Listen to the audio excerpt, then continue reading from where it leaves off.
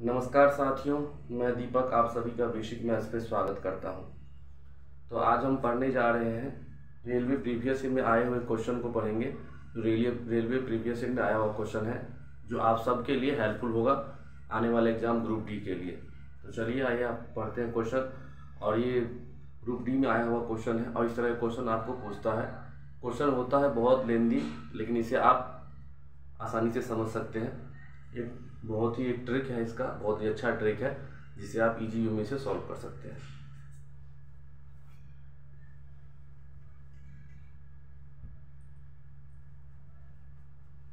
सबसे पहले क्वेश्चन में आपको समझाए तो क्वेश्चन है कि एक परीक्षा में 40% छात्र गणित में फेल हुए, यानी कि यहाँ हम लिख लेते हैं 40% छात्र मैथ्स फेल है। 30% छात्र हिंदी में फेल हुए,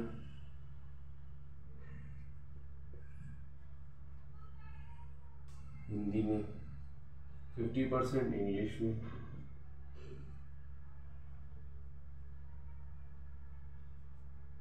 यदि 25% छात्र गणित व इंग्लिश दोनों में फेल हुए, यानी कि 25% छात्र जो है ये मैथ्स प्लस इंग्लिश दोनों में फेल है और 15% छात्र इंग्लिश व हिंदी, इंग्लिश प्लस हिंदी, और 22% छात्र हिंदी प्लस मैथ्स, और 13% छात्र तीनों विषय में है, यानी कि हिंदी इंग्लिश प्लस मैथ्स। तीनों विषय में पास हुए छात्रों की संख्या है। आपसे पूछ रहा है कि Hindi plus English plus maths तीनों विषय में छात्र हुए पास, की संख्या ज्ञात करना है। यानी कि क्वेश्चन यहाँ ये है कि 40% छात्र मैथ्स में फेल हुए, 30% छात्र हिंदी में और 50% छात्र इंग्लिश में फेल हुए, और 25% छात्र मैथ्स व इंग्लिश दोनों में फेल हुए, 15% छात्र इंग्लिश व हिंदी दोनों में फेल हुए, और 22% छात्र हिंदी व मैथ्स दोनों में फेल हुए, और 13% छात्र तीनों सब्जेक्ट में फेल है। तो आपसे क्वेश्चन पूछा जा रहा है कि कितने % छात्र ऐसे हैं जो तीनों सब्जेक्ट में पास हुआ है। इसके लिए सबसे पहले क्या करते हैं, एक वेन डायग्राम बना लेते हैं।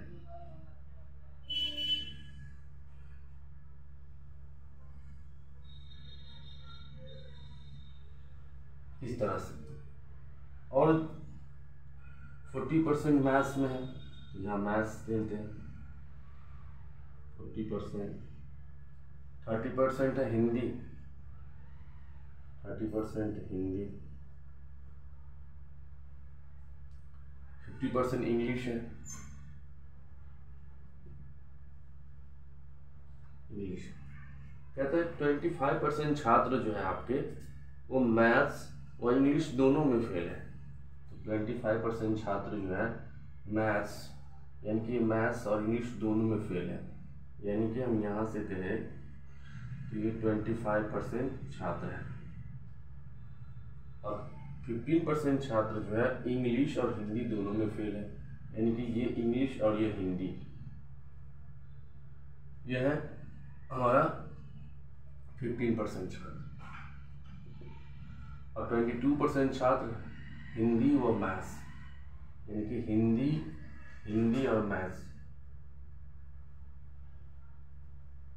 ये हमारा 22%। और कहता है 13% जो तीनों में है। तो आप यहाँ ध्यान से देखिए, यहाँ पे इस तीनों का क्या है कॉम्बिनेशन, ये बन रहा है हमारा जो तीनों के लिए है, यानी कि ये हमारा 13% छात्र है जो तीनों सब्जेक्ट में फेल हुआ है। हमसे पूछ रहा है कि तीनों में पास हुए उसका प्रतिशत बताओ, यानी कि तीनों में कितने % छात्र जो है वो पास हुआ है।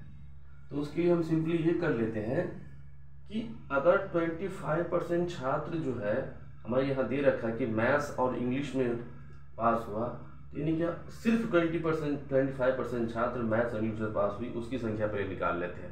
ये बोला है कि मैथ और इंग्लिश में ये फेल हुआ, तो इसका मतलब कोई और सब्जेक्ट नहीं फेल हो सकता है, क्योंकि ये नहीं बोला है कि सिर्फ मैथ्स और जो है हमारा दिया हुआ इंग्लिश उसी में फेल हुआ, ये ऑलमोस्ट यानी कि तीनों में ये फेल है, यानी कि इसमें से इसको माइनस कर देंगे तो कितना हो जाएगा ये 12। ये वैसे छात्र हैं जो ओनली और ओनली मैथ्स और इंग्लिश में ही फेल हुआ। उसी प्रकार सिमिलरली 15 13 यानी कि यहाँ पे ये 15% छात्र जो हमारा दे रखा है वो इंग्लिश और हिंदी में क्या हुआ, फेल हुआ। यानी कि हम यहाँ कहें तो सिर्फ और सिर्फ हिंदी और इंग्लिश में, हिंदी और इंग्लिश दोनों में सिर्फ फेल हो सकते हैं 2%। उसी प्रकार से यहाँ 22 में से 13 घटाएंगे तो हमारा आ जाएगा यहाँ पे 9%, यानी कि 9% छात्र ऐसे हैं जो सिर्फ और सिर्फ मैथ्स और हिंदी में फेल हुआ है।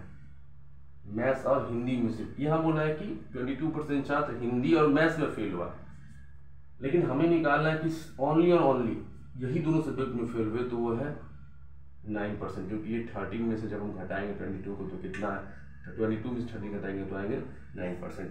अब हमें निकालना है कि सिर्फ और सिर्फ मैथ्स में फेल हुए छात्र कितने हैं। तो आप यहाँ ध्यान से देखिए, तो सिर्फ और सिर्फ हमको मैथ्स के लिए पूछा जा रहा है, तो टोटल मैथ्स में फेल हुआ है 40, उसमें जो है हमारा ये कह दिया गया है कि ये 12 जो है सिर्फ और सिर्फ ये सब्जेक्ट और इस सब्जेक्ट में, और यहाँ हमारा पे 13 क्या है, ये जो है सो तीनों में फेल है। तो ये बहुत आसान है। यहाँ से आप क्या कीजिए, सबसे सिंपल कि इस 25 और प्लस ये 9 जो इस दोनों में फेल है, ये दोनों को ऐड कर लीजिए। क्यों? क्योंकि यहाँ से आप इसको तीनों को ऐड करना है, ये तीनों को ऐड करने के बाद ये इसमें से घटा दिया, यानी कि 40% में आपको 9 13 12, ये 13 12 25 और 25 और आप उसमें 9 को ऐड कर दिए, तो ये हो जाएगा आपका 25 और 9 ऐड करेंगे तो आ जाएगा 34, यानी कि 34 घटाएंगे तो आएगा 6, यानी कि 6% छात्र ऐसे हैं जो ओनली और ओनली मैथ्स में फेल हुए हैं। तो सिर्फ ओनली और ओनली हिंदी में फेल होने वाले छात्र कैसे, तो हिंदी में फेल होने वाले छात्र 30 हैं, लेकिन सिर्फ और सिर्फ हिंदी में फेल होने वाले छात्र हैं तो 13 + 2 + 9 इस तीनों को ऐड कर देंगे और फिर 13 में से घटा देंगे। सिंपल सा ट्रिक है, यानी कि 13 2 15 और 9 हो जाएगा 24 यानी कि 13 से 24 घटाएंगे तो 6%। सिर्फ और सिर्फ इंग्लिश में फेल होने वाले छात्र की संख्या बहुत सिंपल है, 12 13 और 2, तो ये आपका आ जाएगा 12 25 और फिर ये 2 आ जाएगा 27, यानी कि 50 में से आपको 27 को हम माइनस करेंगे 23,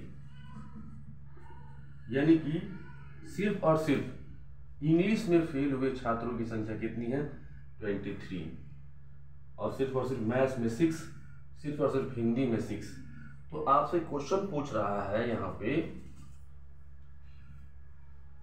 कि तीनों सब्जेक्ट में पास हुए छात्रों की संख्या, तो सबसे पहले हम निकाल लेते हैं कि तीनों की अलग अलग, यानी कि मैथ्स में फेल हुए छात्रों की संख्या, फिर निकाल लेते हैं मैथ्स और हिंदी में फेल हुए, फिर मैथ्स और इंग्लिश में फेल हुए, फिर इंग्लिश और इसी प्रकार से, यानी कि वन सब्जेक्ट, यानी कि सिर्फ और सिर्फ सब्जेक्ट एक ही में, यानी कि तो 6 और 23 सब्जेक्ट 2 में। तो आप ध्यान से देखिए, यहाँ पे सबसे सब्जेक्ट 2 की बात किया जाएगा तो हमारे पास ऑप्शन उपलब्ध है 9 12 और 2, 9 12 और 2, और तीनों सब्जेक्ट की बात किया जाएगा तो 13, यानी कि 2 सब्जेक्ट में और 3 सब्जेक्ट में कितना है 30। सबको ऐड कर देते हैं, यहाँ पे 6 12 और फिर इसको 12 में आपको 23 को ऐड करेंगे तो आ जाएगा आपका 30, ये आपका आ जाएगा 12 और 23 को ऐड करते हैं तो ये आ जाएगा 5 यानी कि 35। फिर इसको ऐड कीजिए, और 2 11, 11 और 12 हो जाएगा 23। अब ये यानी कि तीनों का एक साथ ऐड करना है। 3 3 6, 6 5 11, 3 2 5 1 6, 7, यानी कि 71% छात्र है जो आपका क्या हुआ है, यहाँ पे फेल हुआ है। तो पास कितने हुए, टोटल है 100%, 100 माइनस 71, यानी कि 29% छात्र ऐसे हैं जो तीनों सब्जेक्ट में क्या है, पास है। चलिए आइए चलते हैं हम नेक्स्ट क्वेश्चन की तरफ। आई होप ये क्वेश्चन आपको समझ में आ गया होगा। नेक्स्ट क्वेश्चन की तरफ चलते हैं।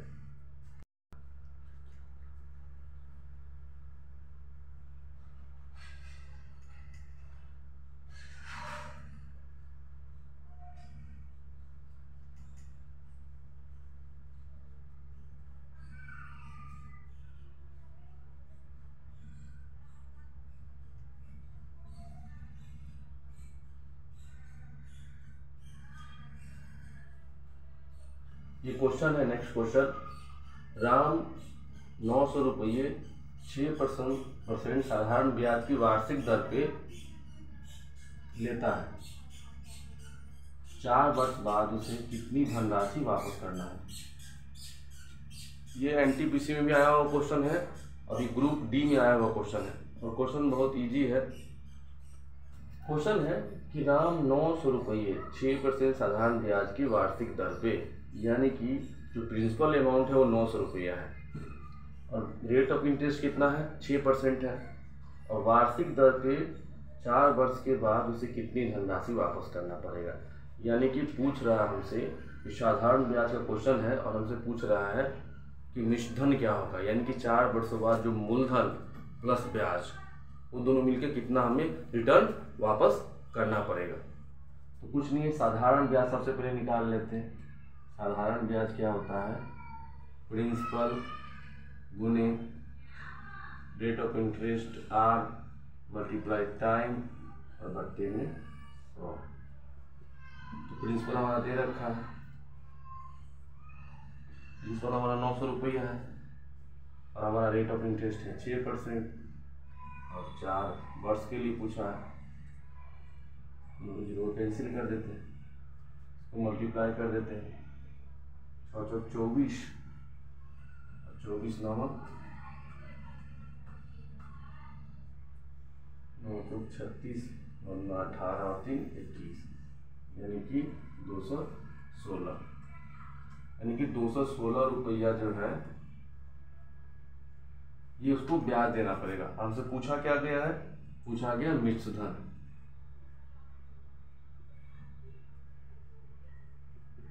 तो मिश्र धन ये होता है हमारा मूलधन प्लस ब्याज।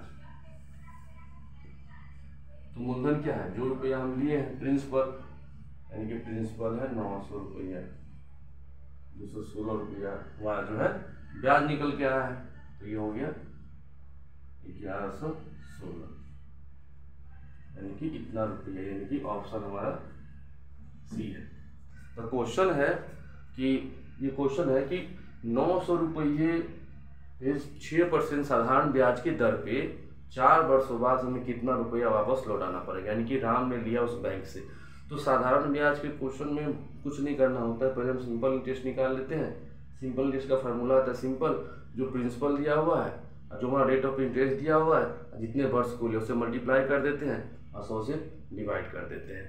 सिंपल है, और जो भी आ जाता है हमारा ब्याज आता है, और जो मूलधन है उसमें हम ऐड कर देते हैं, तो हम इसे निकाल देते हैं। इनकी सवाल बहुत आसान है, लेकिन एग्जाम में जो है आप आसानी से कर सकते हैं। ऐसे आपको फार्मूला याद हो, अगर फार्मूला नहीं भी याद हो तो आपको सिंपल ये करना है कि जो भी आपका दिया रहेगा मूलधन उसको मल्टीप्लाई कर देना है, जितना रेट ऑफ इंटरेस्ट है जितने वर्ष के लिए है, 100 से डिवाइड कर देना है, तो वो उसमें फिर मूलधन को ऐड कर देंगे, वहाँ मिश्रधन आ जाएगा।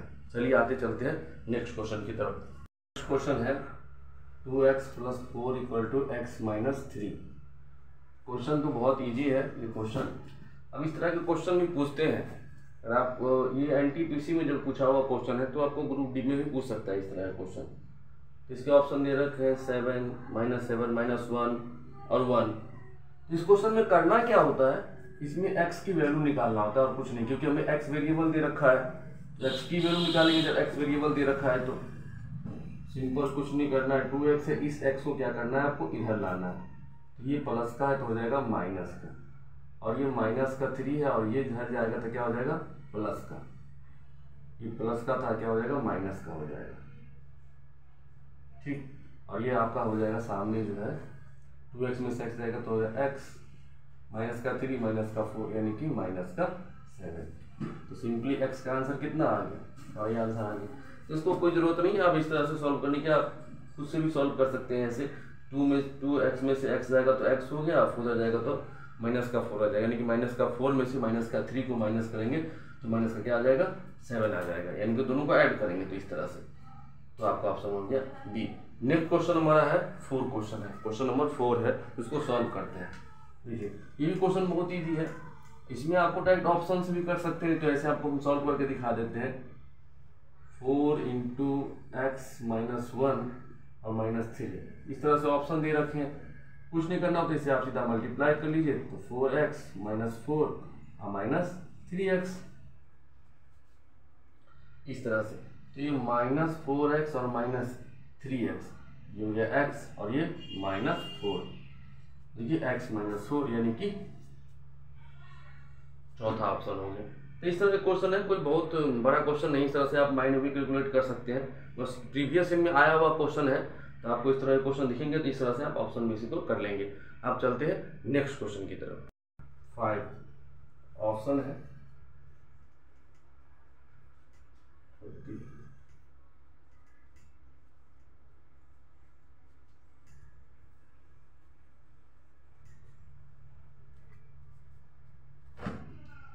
क्वेश्चन है, क्वेश्चन को ध्यान से देखिए कि एक फोरमैन के रूप में कार्तिक राजू से दुगुना सक्षम है तथा वे दोनों मिलकर कार्य को 20 दिनों में पूरा कर लेता है।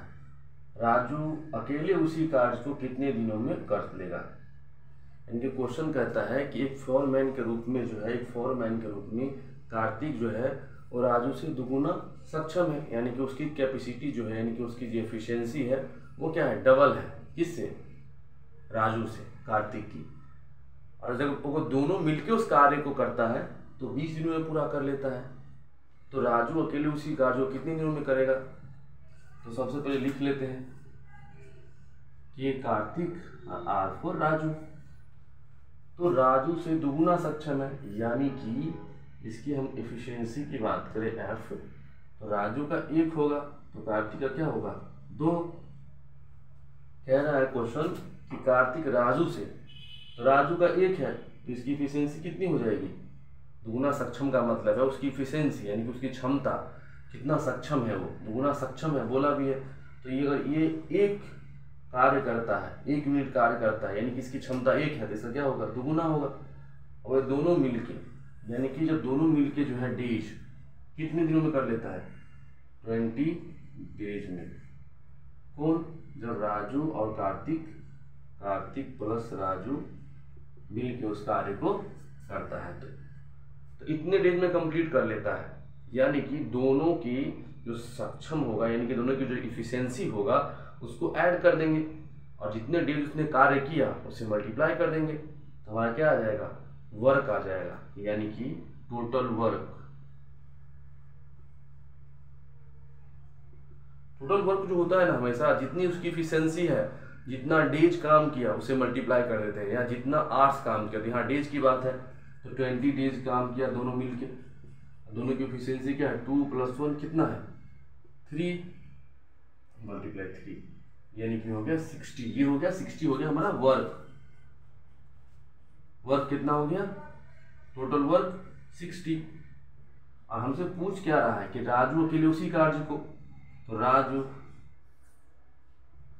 टोटल काम है, उसी काम को राजू अकेले कितना दिन में करेगा, तो राजू की क्षमता कितना है 1 है, तो 1 से क्या करेंगे डिवाइड कर देंगे, ये निकल जाएगा डेज, यानी कि आ गया 60 डेज। यानी कि राजू उस कार्य को करने जाएगा तो 60 डेज में क्या करेगा, कंप्लीट कर लेगा। क्वेश्चन को फिर से समझते हैं। क्वेश्चन कहता है कि एक फोरमैन के रूप में जो कार्तिक है वो राजू से दुगुना सक्षम है, यानी कि जो राजू का एफिशिएंसी है उससे डबल एफिशिएंसी है किसकी, कार्तिक की। तो वो दोनों मिलके जब उस कार्य को करता है तो 20 डेज में कंप्लीट कर लेता है। तो पूछ रहा है कि राजू अकेले कितने दिनों में कंप्लीट करेगा।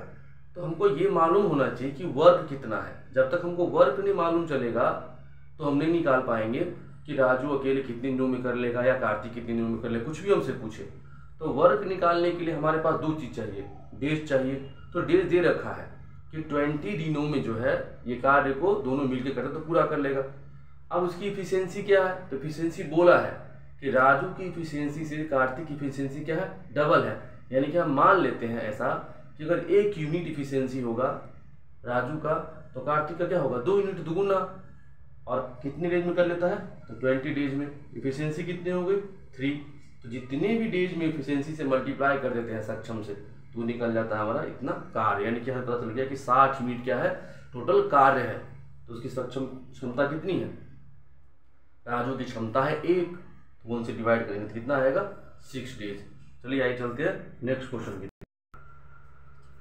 हमारा नेक्स्ट क्वेश्चन है 10a equal to 15/8 and 10b equal to 7/24।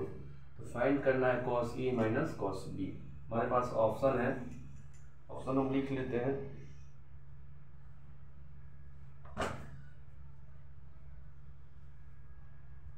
To 97/425। Option B is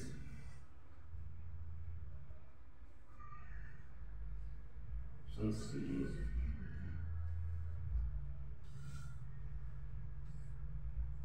and last is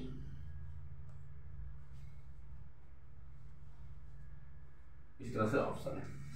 ये क्वेश्चन है, ये बहुत ही अच्छा क्वेश्चन है। ये सारे के सारे प्रीवियस ईयर में आए हुए क्वेश्चन है जो मैं आपको बता रहा हूँ। ये क्वेश्चन है कि 10a इक्वल टू 15/8 तथा 10b इक्वल टू 7/24। तो फाइंड करना है cos a minus cos b। अब यहाँ पे दो एंगल की बात किया जा रहा है, एक है 10a और एक है 10b। यहाँ पे एक एंगल नहीं है, तो क्वेश्चन भी हमारा दिया हुआ है ना, वहाँ दो एंगल का है, एंगल ए और एंगल बी। तो सबसे पहले क्या करेंगे हम इसमें कि हमारे पास जो है यहाँ पे हम डायरेक्ट नहीं रख सकते हैं कि a इक्वल टू इसकी value and b equal to इसकी वैल्यू, ऐसा नहीं रख सकते हम डायरेक्ट वैल्यू, क्योंकि वैल्यू हमारा एंगल का है ना। और ये जो वैल्यू दे रखा है ये एंगल में दे रखा है, इसका रेशियो दे रखा है, ट्रिग्नोमेट्रिकल रेशियो दे रखा है। तो सबसे पहले हम क्या करेंगे 10a के लिए, यहाँ पे 10a के लिए हम आपको सुनाते हैं 10a के लिए 15 यानी कि 10a एंगल के लिए जो है ये क्या है हमारा P है और ये हमारा B है। तो हम निकालेंगे H यानी कि हाइपोटेनस। ये हमारा जो होता है P² प्लस B²। तो P दे रखा है 15, तो 15 का स्क्वायर, और B दे रखा है 8, तो 8 का स्क्वायर, यानी कि 225 प्लस 64। जो आप इसको ऐड करेंगे तो 5 है 9, 6 2 8, यह आ जाएगा आपका 289। ये हमारे सामने आएगा 64 और ये आ जाएगा 225। 15 का जो है ना स्क्वायर 225 आएगा आपको, तो आ जाएगा 289। इसको फिर से एक बार देख लेते हैं। ये 10a बराबर 15/8 है। ये क्वेश्चन दे रखा है 10a बराबर 15/8।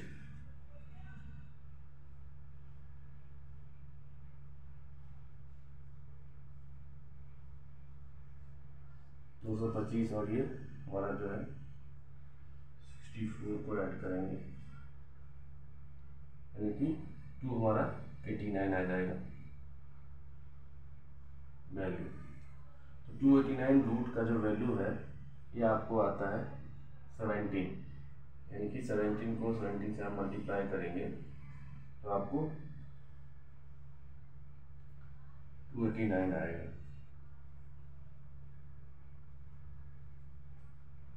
ये हमारा आ जाएगा, हमारा 17 आ जाएगा। ये आपको करके दिखाऊंगा, और एक्चुअली ये वैल्यू आपको याद रहना चाहिए, यानी कि एच के वैल्यू आ गया सिर्फ 10A के लिए, और हमें अब 10B के लिए देखना है। 7/24, इसमें भी हमको ये क्या है, P है और ये हमारा B है, H की वैल्यू चाहिए। सिंपल इसमें भी है रूट के P² प्लस B²। ये हाइपोटेनस से आता है, ये जो वैल्यू है हाइपोटेनस का, पाइथागोरस थ्योरम से आता है। तो P की वैल्यू वहाँ दे रखा है 7 का स्क्वायर प्लस 24 का स्क्वायर। 7 का स्क्वायर होता है 49 और 24 का होता है 576। जब दोनों को ऐड करेंगे तो आ जाएगा आपका 625, 6 9 6 15, और ये आपको आ जाएगा 7 4 11 12, ये वैल्यू आता है 25। यानी कि 10 जो है ए के केस के लिए हमारा एच का वैल्यू जो हाइपोटेनस की जो वैल्यू है वो क्या है, 17 है। ये वैल्यू है हमारा, ये 17 है। और 10B के लिए जो हमारा एच का वैल्यू है 10B एंगल के लिए वो कितना हमारा 25 है।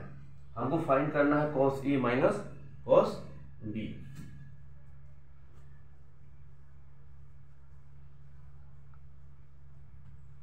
cos A minus cos B के लिए जो हम फॉर्मूला लगाते हैं, cos A minus cos B बराबर होता है cos A into cos B plus sin A into sin B।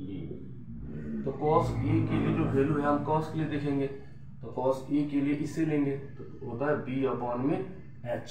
क्या होता है, B/H। तो B इसमें क्या है हमारा, B है 8, इसके लिए हमारा H का वैल्यू क्या निकला है 17। cos B तो इसके इसमें जाएंगे, तो इसके लिए हमारा क्या है B कितना है 24, क्योंकि 10 होता है P/B, तो B है। और इसके लिए H क्या निकाले थे हमने 25। साइन A के लिए तो साइन होता है P/H, P की वैल्यू कितना है 15, H की वैल्यू इस एंगल के लिए हमने क्या निकाला है 17 मल्टीप्लाई साइन B के लिए तो होता है P/H। तो P की वैल्यू है 7 और H की वैल्यू हमने अभी निकाला है जस्ट, होता हमारा 25। तो 25 को 17 से क्या करेंगे मल्टीप्लाई कर देंगे, और इसको इससे मल्टीप्लाई करेंगे। देखिए ये दोनों वैल्यू को इससे मल्टीप्लाई के ऊपर कोई कटने वाला है नहीं, तो 24 को 8 से मल्टीप्लाई करते हैं, 24 को 8 से करेंगे, 8 चौक 32, 8 9 16, 16 और 3 19, यानी कि आ जाएगा 192। यानी कि इस दोनों को मल्टीप्लाई करते हैं, इस दोनों को मल्टीप्लाई करते हैं और इस दोनों को मल्टीप्लाई करते हैं, यानी कि 25 को मल्टीप्लाई करेंगे 17 से, तो ये आ जाएगा 25 7 5 35, 3 7 2 14 और 3 17 और 25, ये आ जाएगा आपका 425। ठीक है, ये मल्टीप्लाई है तो इसको इससे मल्टीप्लाई करते हैं, इसको इससे करते हैं, 75 और ये हो जाएगा 425। अब सिंपल ये क्या कुछ नहीं करना है आपको, देखिए ये 425 इस दोनों को क्या करना है आपको ऐड कर देना है, तो ये हो जाएगा 5 और 2 7 और ये हो जाएगा 9 7 16, 9 7 हो जाएगा 16 और ये हो जाएगा 276, यानी कि 276, सॉरी यहाँ पे 267 था, ये हमारा पहला ऑप्शन हो जाएगा। चलिए आगे चलते हैं नेक्स्ट क्वेश्चन की तरफ। नेक्स्ट क्वेश्चन है हमारा कि जोशी एक बस को 15% की हानि पर 5100 रुपये में बेचता है, तो 15% लाभ पाने के लिए इसको किस कीमत पर बेचना होगा। तो क्वेश्चन बहुत इजी है। क्वेश्चन है कि जोशी जो इस है बस को 15% की हानि पर बेच रहा है। अब जोशी को 15 जब बेच रहा है तो उस बस को कितने में बेच रहा है 5100, यानी कि अब जोशी को 15% लाभ कमाने के लिए उस बस को किस कीमत पर बेचना होगा। तो इस तरह के क्वेश्चन बहुत इजी होता है, लेकिन अगर आप इसको समझ जाएंगे तो, अगर नहीं समझ पाएंगे क्वेश्चन को तो आप इसको करते रह जाएंगे और बहुत टाइम लग जाएगा। और ये ग्रुप डी में आया हुआ क्वेश्चन है, रेलवे एनटीपीसी में आया हुआ क्वेश्चन है और बहुत ही अच्छा क्वेश्चन है। तो इसके लिए दो चीज़ होता है, किसी भी वस्तु पे जब हम लाभ निकालते हैं या हानि निकालते हैं, यानी कि प्रॉफिट या लॉस निकालते हैं, तो सबसे पहले दो चीज़ समझना होता है कि वस्तु पे जो प्रॉफिट और लॉस होता है ना, हमेशा वो क्रय मूल्य पे होता है, यानी कि हमारा कॉस्ट प्राइस पे होता है। हमको अगर कॉस्ट प्राइस मालूम चल गया तो बहुत ईजी हो जाएगा हमें कुछ भी निकालना। तो सबसे पहले हम क्या करते हैं, कॉस्ट प्राइस फाइंड करते हैं। तो वो कैसे करेंगे, तो दिया हुआ है कि 15% हानि पर बेच रहा है, यानी कि ये जो हमारा 15% है, इसको जब हम चेंज करेंगे फ्रैक्शन वैल्यू में, 15% को क्या करेंगे, फ्रैक्शन वैल्यू में चेंज करेंगे, तो 15 अपॉन क्या हो जाएगा हमारा 100। 15 को जैसे फ्रैक्शन वैल्यू में चेंज करते तो क्या है 15 अपॉन 100, 5 से करते तो ये 3 और ये हो जाएगा 20, यानी कि बाद 3 अपॉन 20, यानी कि ये जो वैल्यू आ गया 3 और ये हमारा आ गया 20, तो ये वैल्यू जो 20 है ना, ये हो जाता है क्रय मूल्य, यानी कि जिसको हम सीपी बोलते हैं। और ये 3 क्या हो रहा है, हानि हो रहा है, यानी कि अब यहाँ समझिए क्वेश्चन को, ये जो 15% हानि पे बोल रहा है ना, ये एक्चुअल में जो फ्रैक्शन वैल्यू आया तो 20 आया अपॉन 3, यानी कि जो क्रय मूल्य है वो 20 है, उस पर 3 रुपये का क्या हो रहा है, हानि हो रहा है। तो वो बेच किससे में रहा है, यानी कि क्रय मूल्य इसका कितना है 20 और 3 रुपये की हानि हो रहा है, तो यानी कि इसका क्रय मूल्य कितना हो जाएगा, यानी कि हम बोले एसपी 370, 20 में 3 माइनस 70, लेकिन इसी कीमत पे कितने बेच रहा है, ये बराबर है हमारा इसकी। तो 1 यूनिट की वैल्यू निकाल लेते हैं, 51, कितना आ गया, 1 यूनिट की वैल्यू आ गया 300 और यहाँ कितना है 20 यूनिट है, यानी कि हमारा जो निकल जाएगा क्रय मूल्य, यानी कि सीपी हमारा निकल जाएगा वो 20 मल्टीप्लाई बाय 300, ये आ गया आपको 6000 आ गया। लेकिन ये 6000 क्या आया, हमारा सीपी आया। हमसे पूछ रहा है कि वो जो बंदा बेच रहा है 15% की लाभ पे वो किस कीमत पे बेचेगा, यानी कि हमसे वो एसपी पूछ रहा है, यानी कि हमसे वो अब क्रय मूल्य पूछ रहा है जब 15% में बेच रहा है। तो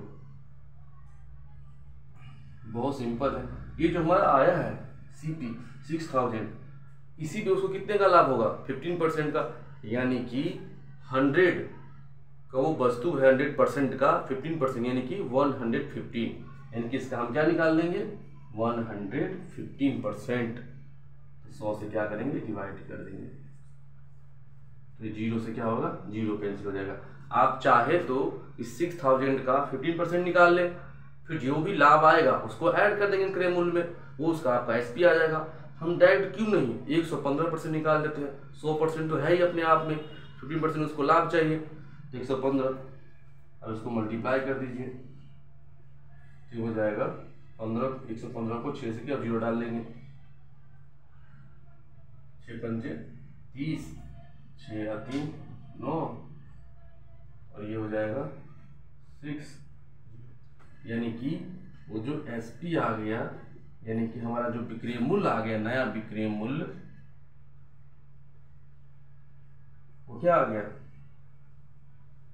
6900, यानी कि पूछ रहा है कि जोशी जो है इस बस को किस कीमत पर बेचेगा जब उसको 15% का लाभ होगा, यानी कि 50% लाभ पाने के लिए किस कीमत पर बेचेगा, यानी कि हमसे विक्रय मूल्य पूछ रहा है। तो विक्रय मूल्य कितना आ गया 6900।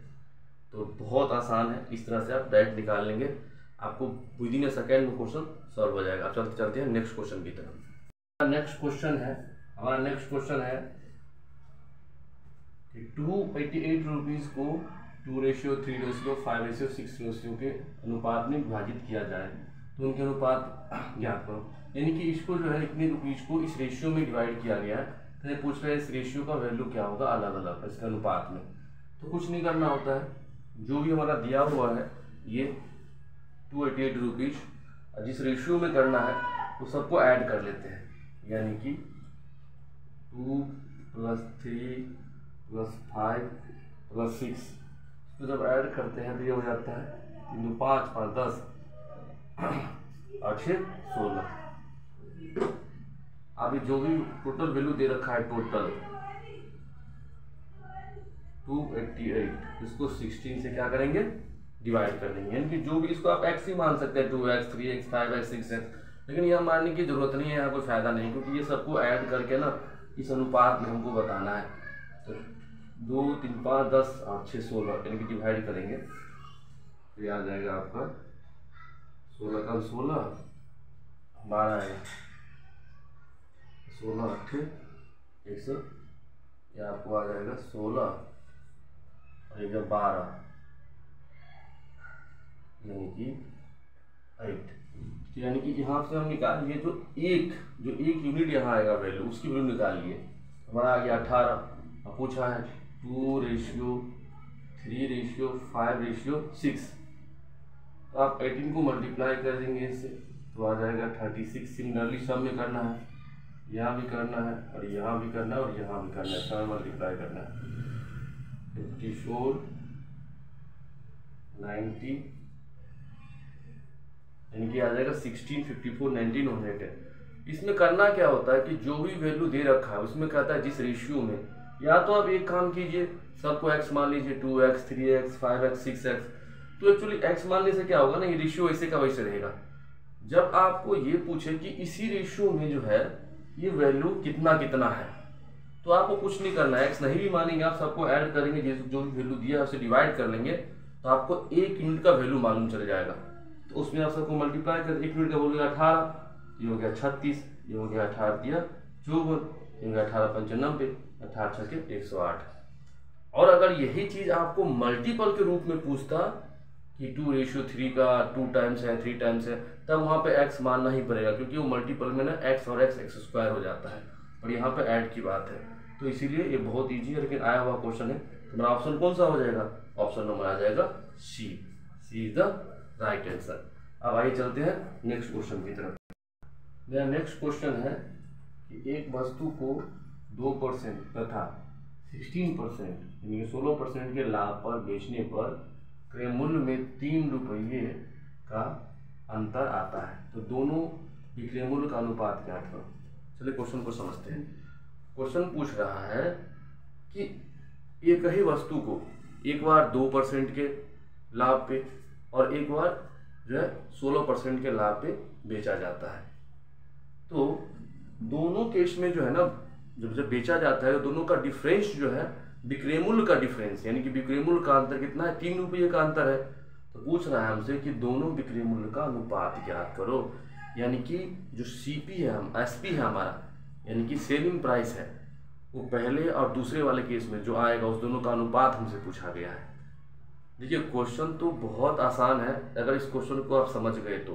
क्वेश्चन को समझते कैसे हैं, देखिए हमारा कॉस्ट प्राइस हमेशा सेम है, यानी कि जो हमारा क्रय मूल्य है वो हमेशा सेम है, क्योंकि वस्तु हमारे पास एक ही है। मान लीजिए हमारा ये मार्कर है, इस मार्कर को मैंने खरीद के लाया हुआ है, लेकिन इसे आप बेचना है, तो पहले जो है ना इस मार्कर को जो है मान लीजिए यही मार्कर है मेरे पास, तो पहले मैंने अब मेरे पास मान लो ये मार्कर है, तो इसको मैंने 100 रुपये में खरीद के लिया है। एक और मार्कर है, मैंने इसे भी 100 रुपये में खरीदा है। इस मार्कर को मैंने क्या किया है, देखिए हमारा कॉस्ट प्राइस तो वही है, जो हमारा कॉस्ट प्राइस है उसको मैंने 2 रुपये में बेच दिया लाभ पे, अगली बार मैंने 16 रुपये लाभ पे बेच दिया। लेकिन हमारा इस मार्कर का जो हम खरीद के लाए थे उस टाइम जो हमारा कॉस्ट प्राइस हो गया हमारे लिए, अब ये बराबर ही है, क्योंकि हमारा जो डिफरेंस किसका आ रहा है, वो विक्रय मूल्य का आ रहा है, यानी कि सेलिंग प्राइस का आ रहा है। तो कुछ नहीं करना है आपको ये करना है कि 2% लाभ पे बेचा, यानी कि 100 रुपये का वस्तु होगा तो कितने में बेचा होगा, 102 रुपीज में, यानी कि ये 100 रुपये का होगा हमारा। अगर क्रय मूल्य 100 रुपया होगा और इसमें क्या होगा 116 रुपया, यानी कि हमारा क्या हो गया विक्रय मूल्य, ये भी विक्रय मूल्य ही है। ध्यान से देखिए, इसका जो है सीपी 100 रुपया है, मान लो 100 रुपया है सीपी, कुछ दे नहीं रखा है हमसे, मान लो 100 रुपया है, तो उसको जब बेचाएगा तो 102 रुपया में बेचेगा, तो उसको लाभ हो रहा है 2% का। अगली बार 16 रुपये का लाभ हो रहा है तो 16 रुपये में बेचेगा। दोनों का अंतर कितना है 3 का, देखो, तो अंतर 3 का है, तो इस केस में हमारा जो भी अंतर होगा उससे फर्क नहीं पड़ने वाला है, चाहे अंतर कितना का भी हो, क्योंकि दोनों का रेशियो पूछ रहा है। फिर भी आपको हम प्रूफ के साथ बता देते हैं, यानी कि हमारा जो है SP हो गया दोनों केस में कितना हो गया, ये 102 हो गया और ये हो गया 116। दोनों का अंतर कितना है, तो दोनों का अंतर आप देख लीजिए यहाँ पे, 102 में 16 अंदर 14 का अंतर, हम कहते हैं 14 का अंतर है। क्वेश्चन क्या कह रहा है, 3 रुपये का अंतर है। 1 यूनिट का वैल्यू हो गया 3/4 और हमारे पास जो है कितना है, 102 यूनिट है, तो 102 यूनिट मल्टीप्लाई 3/4, यही रेशियो पूछा है, 116 मल्टीप्लाई 3/14।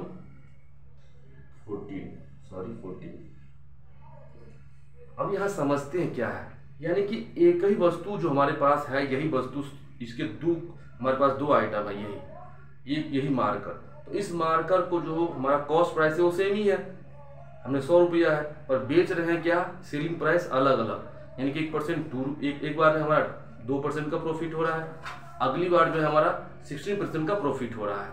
तो सिर्फ हमारा प्रॉफिट में अंतर है, यानी कि हमारा सेलिंग प्राइस में अंतर है, यानी कि विक्रय मूल्य में अंतर है, उसी का रेशियो पूछा है। तो बोला है जो एक्चुअल में जो वैल्यू आएगा विक्रय मूल्य का दोनों में, वो 3 रुपये का सिर्फ डिफरेंस है, लेकिन हमें क्वेश्चन पूछ रहा है रेशियो बताओ, तो उस 3 रुपये के डिफरेंस से कोई फर्क नहीं पड़ने वाला है रेशियो के ऊपर। फिर भी आपको हम दिखा देते हैं। तो हमारा हो गया, अगर 100 रुपये का 102 रुपये बेच रहा है, अगली बार 116 रुपये में बेच रहा है, दोनों का डिफरेंस कितने हैं, 3 रुपया। इस हिसाब से कितना है, 14 रुपीज, मतलब 14 रुपीज 3 के बराबर है, तो 1 यूनिट का वैल्यू हो गया 3/14।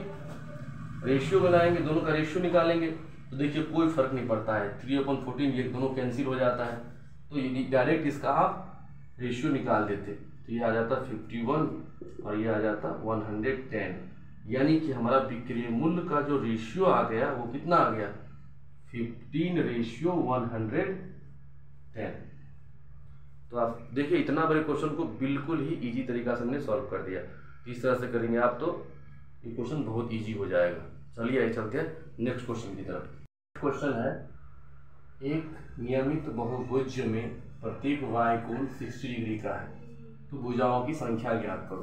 देखो ये क्वेश्चन मैं आपको बताऊंगा इस जादुई ट्रिक से, जो आप बिल्कुल ही 1 सेकेंड में क्वेश्चन को सॉल्व कर लेंगे। क्वेश्चन कह रहा है कि एक नियमित यानी कि एक रेगुलर पॉलीगन है, उसके जो एक्सटर्नल एंगल है वो दे रखा है 60 डिग्री। जो कोई भी रेगुलर पॉलीगन के जो एक्सटर्नल एंगल का टोटल सम होता है वो हमेशा होता है 360 डिग्री। तो रेगुलर पॉलीगन का मतलब है कि उसके प्रत्येक एंगल क्या है, इक्वल है, तो उसके एक एंगल दे रखा है 60 डिग्री। टोटल एंगल क्या होता है, total angle, sum of total angle.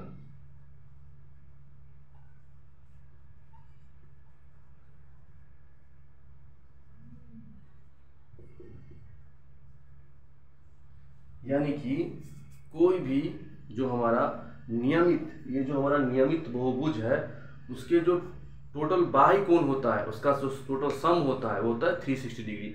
इसमें एक का दे रखा है कितना, 60 दे रखा है, तो कुछ नहीं करना है, 60 से क्या करना है, डिवाइड कर देना है, तो क्या आ गया, 6 आ गया। यानी कि जितना टोटल एंगल होगा बाई कोण का तो हमेशा होता है 360 डिग्री, चाहे वो जो है सो हेक्सागन हो, चाहे ऑक्टागन हो, चाहे रेक्टेंगल हो, चाहे स्क्वायर हो, वो 360 होता है। तो उसमें बोला कि प्रत्येक जो है बाई कोण 60 डिग्री दे रखा है, तो इसका मतलब है कि टोटल कितना है, 360 है, तो हम 60 से क्या करते हैं, डिवाइड करते हैं, यानी कि इसके प्रत्येक भुजाओं की संख्या क्या है, 6 है। तो भुजाओं की संख्या क्या आ गया, 6 आ गया। तो बहुत ईजी है, देखा आपने। तो इसकी ये भी करने की जरूरत नहीं है, आप माइंड में कैलकुलेट करके 360 को 60 डिवाइड करेंगे, 0 से 0 कैंसिल, 6 को कर दिए 36, यानी कि आ गया 6। चलिए आइए चलते हैं नेक्स्ट क्वेश्चन की तरफ। नेक्स्ट क्वेश्चन है कि दो संख्याओं का गुणनफल 2646 है and LCM is 42, find the LCM. इस क्वेश्चन को कैसे करेंगे, यानी कि the product of two number is 2646 and LCM is 42, find the, sorry ये यहाँ पे एचसीएफ पूछ रहा है, हमारा एलसीएम दे रखा है, तो एचसीएफ हमसे पूछ रहा है, यानी कि यहाँ पे दे रखा है the product of two number, यानी कि दो संख्याओं का गुणनफल हमारा क्या दे रखा है 2646, उसके एलसीएम दे रखा है 42 एंड हमें फाइंड करना है एचसीएफ। तो रिलेशन होता है एक, one number multiply second number equal to होता है एलसीएम मल्टीप्लाई एचसीएफ, यानी कि दो संख्याओं का जो प्रोडक्ट होता है वो इक्वल होता है एलसीएम मल्टीप्लाई एचसीएफ के। तो दो संख्याओं का प्रोडक्ट हमारे पास दे रखा है, यह 2646, हमें एलसीएम दे रखा है 42 और एचसीएफ निकालना है। तो बहुत सिंपल है, एचसीएफ इस तरह से निकाल लेंगे, इसमें क्या करेंगे इसे डिवाइड कर देंगे, 2646 को 42 से डिवाइड कर, यानी कि एलसीएम दिया रहेगा तो एचसीएफ पूछेगा, एचसीएफ दिया रहेगा तो एलसीएम पूछेगा। तो जो भी प्रोडक्ट दिया रहेगा अगर एलसीएम पूछ रहा है तो एचसीएफ से डिवाइड कर देंगे, और अगर एचसीएफ पूछ रहा है तो एलसीएम से डिवाइड कर देंगे। यानी कि या तो हमें एलसीएम दिया रहेगा या एचसीएफ दिया रहेगा, या तो हमें एलसीएम पूछेगा या एचसीएफ पूछेगा। यहाँ एलसीएम दिया हमसे, एचसीएफ पूछ रहा है, तो एचसीएफ जब पूछ रहा है तो उससे हम क्या करेंगे, एलसीएम से डिवाइड कर देंगे। तो इसको जब डिवाइड करेंगे तो यह हो जाएगा आपको